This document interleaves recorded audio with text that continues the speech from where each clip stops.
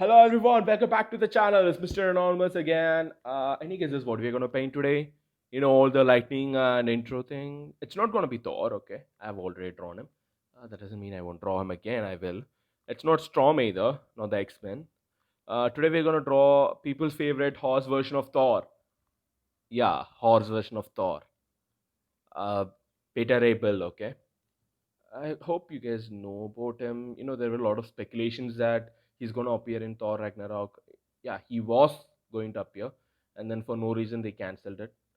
And now they're saying he will appear in uh, Thor Love and Thunder. It would be really great if he appears. If you ask me, he is one of the perfect replacement for Thor, and really interesting character. And yeah, as I told you, he basically has a horse head. He Yeah, he worked in pretty much most of the teams with Guardians of Galaxy, Avengers, and yeah, he's just a rogue warrior roaming around the universe, kind of. And about the coloring thing, his skin is gonna be orange color, and then his hammer is gonna be yellow. I mean the gold yellow, okay, the shining one.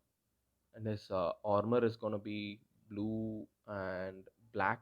So in the black region, we are gonna use light silver. Okay, at the top of chest area, we'll be using light silver, not light. It's gonna be a bit dark silver. Okay, because black, right? And then you might ask why don't I use black, but and then we have to give some specification and reflection stuff and there. So it's gonna be dark silver, close to black, but not black. Okay, so his as I told you, his costume is of black and blue.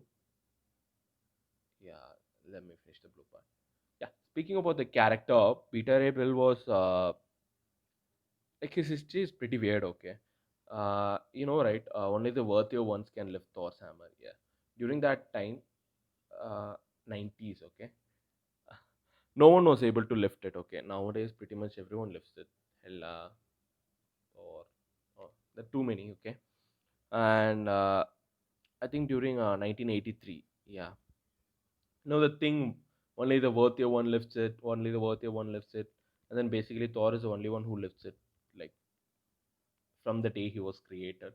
So, writer Walt Simonson wants to create a character who can lift Thor's hammer, who's a worthy warrior, okay? And then he's from a race called, I think, wait a minute, Carbonites, okay? So their galaxy was destroyed by Surtur, okay? And these guys, there'll be few survivors, right? So Beta Rebel's conscious will be transferred to a cyborg robot.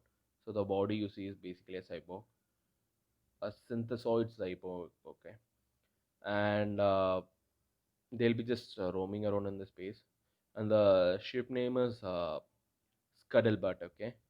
So that's basically where like Beta Rebel can heal himself and all those stuff. Like if you see Beta Rebel appearing, there will be Scuttlebutt, okay?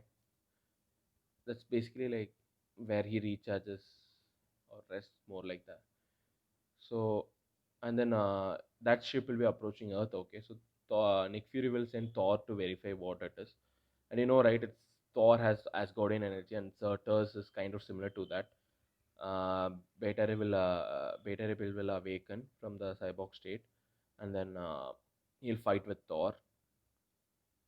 Eventually, he will lift Mjolnir, so Odin will summon both of them, and then will ask them to fight, and then decide who's like the one who is strong can lift the Mjolnir, can have the hammer. Okay, so that's what the fight is about, and then they both will fight, and then eventually Beta Rebel will overpower Thor, and then rather than killing him, Beta Rebel will save him.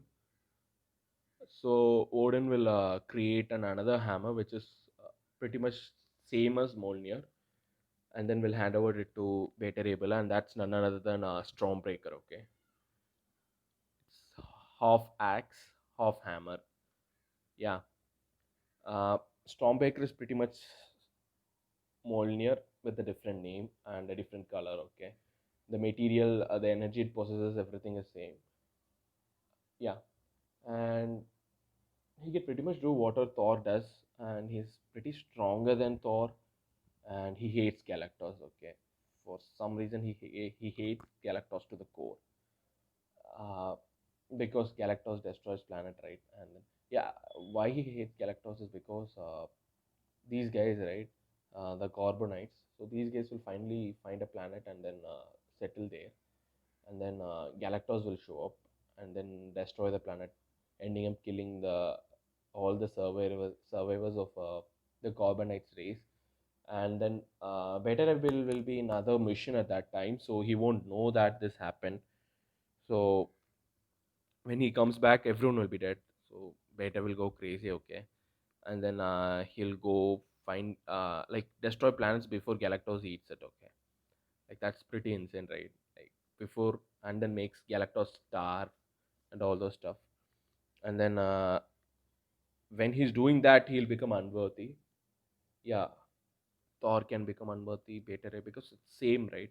Like when he loses his worthiness, right, he becomes unworthy, and he won't be able to lift the Stormbreaker. And then finally, he'll convince with the concept of Galactus. I told multiple videos. Galactus is a scientific force that maintains balance in the universe. So he'll finally accept that and try to sacrifice his life to save Galactus. And then eventually he'll become worthy, and then Galactus will, what to say, Galactus will kind of like him because Galactus also doesn't like eating planets, but that's his job, right? And he can't bring back his own people. If he does, then Living Tribunal will appear, Eternity will appear. Things will get screwed up. So Galactus is limited, but for Beta Repel, it's not like that. His bringing back his people won't affect timeline, right? So he'll just bring back one female so that they can repopulate their population. Yeah, and then yeah, that's all about him. Like his powers are same as Thor, and he has a really good regeneration compared to Thor. The most important thing is survivability. Okay, he is one of the few heroes who can survive extreme conditions. Like he can survive like inside a star, and then he can survive an attack from Galactus. He can observe energy from Silver Surfer, and moreover, Stormbreaker is one of the strongest weapon in Marvel. Yeah, if you have seen Endgame, right? It's one of the strongest, and it's not equal to Mjolnir. Just in the movies, it's shown that Stormbreaker is stronger than Mjolnir, but in the reality, it's not like that. Okay, Mjolnir is the strongest one, and Stormbreaker is second strong. They're same. Okay, they're just same. Don't need to confuse. They're just practically same. And yeah, that's all about Beta Ripple. As you can see, as I told you, orange is his skin color, and his costume will look that pretty similar to Thor. Those silver chakras kind of thing. They represent realms. Okay, most of the Asgardian gods used to wear that because they protect nine realms. Basically, nine dimensions. One realm is one dimension. Okay, so like for example, Asgard will exist in one dimension, and then Earth will exist in another dimension. So when they have to come, right, they have to come through a dimension. Yeah, it's not just a solar system. It's like a tree, right? It's like a bunch of nine dimensions is maintained by Asgardians. Yeah, as you can see, we are pretty much done. As I told you, there's I gave like the dark silver in the chest area. His costume is like dark silver and then a little bit of blue. I could have chosen black for background, but no, it's fine. Blue is good, I guess. Yeah, his costume is practically similar to Thor, okay, except he's horse head. He's a nice character, man. He interacted with most of the superheroes in Marvel, with Inhumans and Hulk, Thor, of course, Thor. Yeah, that's all. We are done. Just a little bit of defining there, and yeah, we're done with the hammer. and I'm gonna add some little bit of effects to the lightning thing. You can see, I'm gonna give small light blue. You can see, right? So the small light blue there. Yeah, it's done. So if you guys want to see more of this painting videos, you can subscribe to my channel. And if you guys want me to paint something, you can let it in the comments, and I'll catch you in the next video. Till then, take care.